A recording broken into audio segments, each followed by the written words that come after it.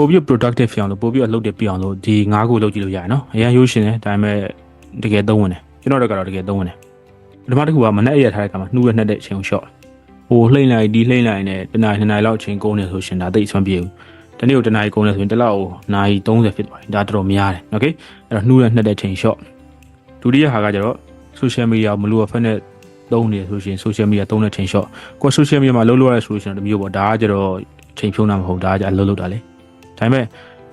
ဘာမှလည်းဟုတ်ဒီပါဒီလုပ်တာမဟုတ်ဒီတိုင်းပဲထိုင်ပွတ်နေရဆိုရှင်အချိန်တွေများလို့ဆိုရှင်လည်းတည့်တယ်မကောင်းဘူးโอเคအဲ့တော့အဲ့ဟာ short နောက်ထပ်တစ်ခုကကျတော့ energy management လုပ်ကိုယ့်ရဲ့အလုပ်တွေကိုအချိန်ခွဲဝေတဲ့ခါမှာဆိုရှင်1ပြည့်2လုံးမယ်2ပြည့်3လုံးမယ်3ပြည့်4လုံးမယ်အဲ့လိုမျိုးအတိုင်းသွားမယ်အစားကိုယ့်ရဲ့ energy ကိုချက်ကြည့်ငါပဲချိန်မှာ energy မြင့်တယ်နေကင်းလားညလားမနေ့လား energy မြင့်တဲ့အချိန်မှာအရေးကြီးတဲ့ခက်ခဲအလုပ်တွေလုပ်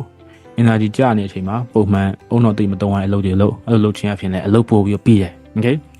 နောက်တစ်ခုကပုံမှန်လေ့ကျင့်ခန်းလုပ်အရင်ဂျင်းတွေဘာတွေ heavy တွေတွားပြီးမလုပ်နိုင်ဘူးဆိုရှင်မှလမ်းလျှောက်တာတို့ဘာတို့